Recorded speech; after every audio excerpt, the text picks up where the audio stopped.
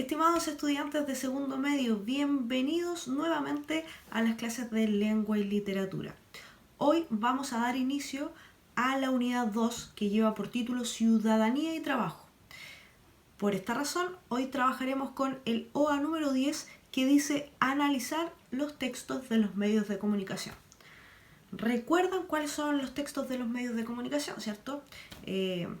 Nosotros hemos leído noticias, cartas al director, artículos. En esta ocasión vamos a leer un reportaje que habla sobre el trabajo, ¿ya? Así vamos a dar inicio a nuestra unidad. Pero antes de leer este texto, vamos a estudiar algunos recursos lingüísticos y no lingüísticos que utilizan los autores de los textos de los medios de comunicación para poder cumplir sus propósitos comunicativos. Así que atentos a la clase de hoy.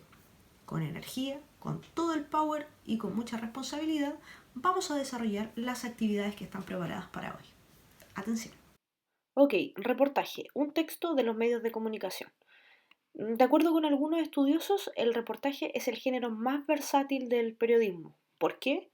Bueno, porque permite la incorporación y combinación de distintos tipos de recursos.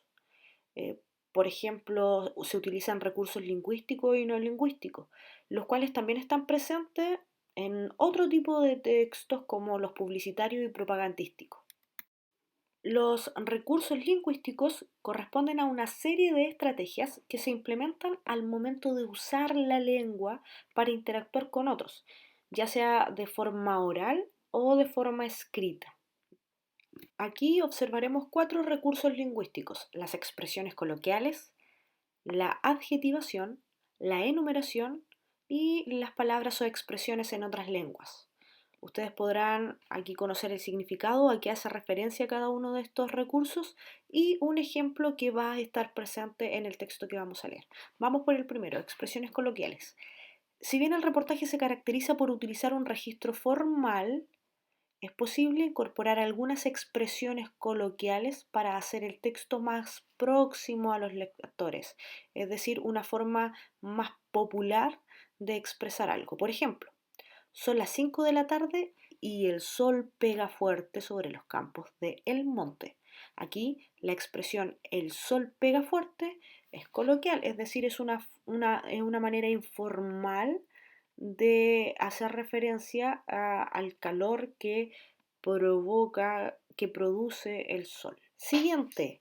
En el reportaje, la adjetivación o uso de adjetivos no solo cumple una función informativa para decir cómo es algo, sino que además otorga mayor expresividad e intensidad al mensaje de los enunciados, así como perfila la opinión o postura del autor respecto del tema. ¿Por qué perfila la opinión o postura del autor respecto del tema? Porque dependiendo de los adjetivos que utilice el autor, nosotros nos vamos a dar cuenta si tiene una percepción positiva o negativa con respecto a lo que está hablando. Eh, Recuerden que los adjetivos nos entregan ese tipo de información, una información valorativa.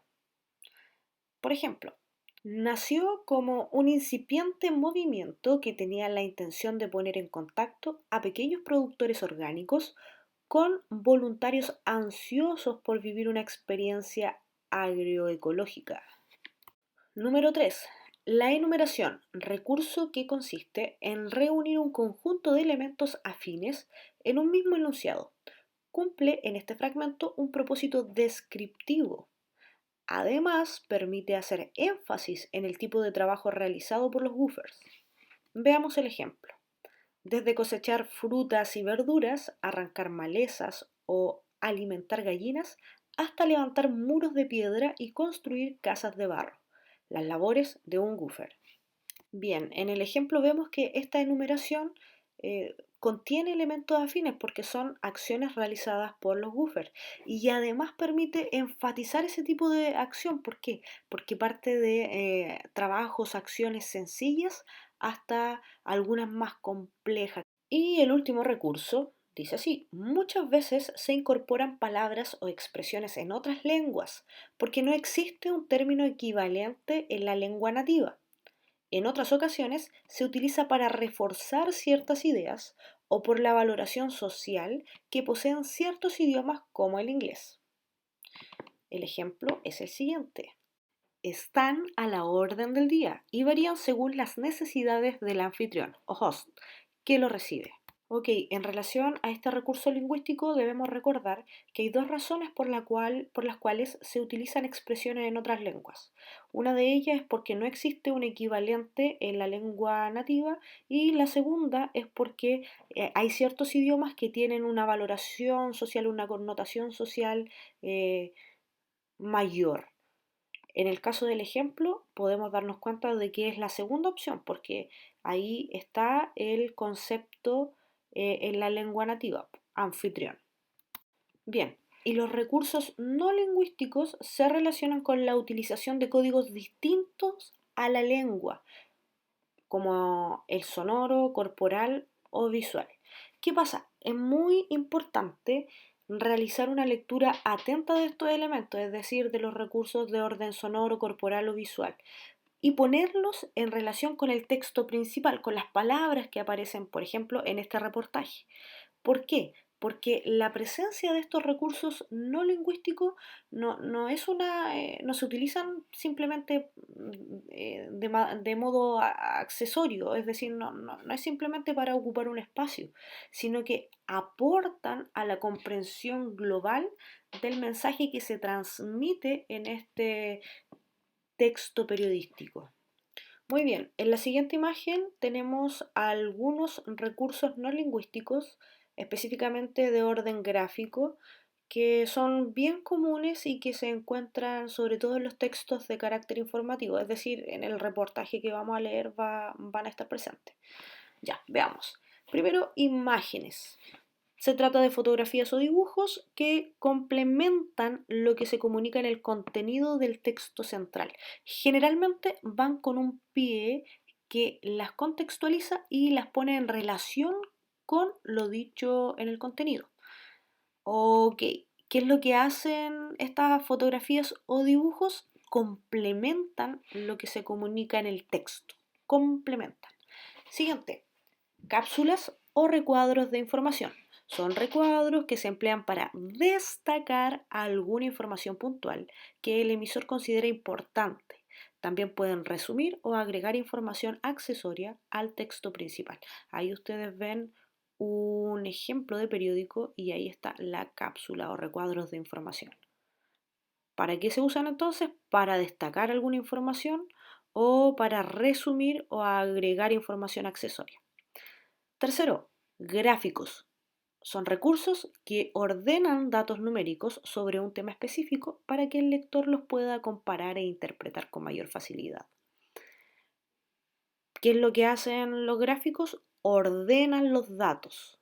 Ordenan los datos. Y esta parte es importante porque ustedes como lectores deben ser capaces de interpretar los datos de un gráfico, ¿ya? Interpretarlo y les debe ser fácil hacerlo. Por lo tanto, cada vez que vean un gráfico por ahí, obsérvenlo y traten de comprender e interpretar lo que ahí se menciona. El último, infografías. Qué palabra más linda, ¿no? Recuerdan inmediatamente el año pasado, primeros medios, infografía. Dice, recursos que aportan información combinando texto e imágenes para organizar sintéticamente lo que es difícil de expresar en palabras por la cantidad de datos involucrados. Ok, ¿qué es lo que hace la infografía? Combina las palabras con las imágenes. ¿Con qué intención? Para organizar esa información de manera sintética, de manera resumida y para que le resulte fácil al lector poder acceder a esa información. Bien, ahora para analizar un recurso gráfico se recomienda aplicar las siguientes estrategias. Son tres. Número 1, reconocer qué información comunica el recurso, es decir, el tema, la idea principal que expresa. Número 2, interpretar las imágenes que acompañan la información identificando qué es lo que representan. Y número 3, establecer el propósito del recurso y su relación con el texto central. Es decir, se intenta ampliar la información, ejemplificarla o profundizarla. Ok, considerando todo esto, vas a abrir tu libro en la página 39 y vas a leer el reportaje Salir a bucear. Y vas a desarrollar, a medida que vas avanzando en la lectura, las actividades durante y después de leer. Cuando hayas terminado, envía tu tarea al correo que aparece en pantalla. Eso es, estimado, que estén muy bien. Nos vemos el próximo lunes con un nuevo video de lengua y literatura.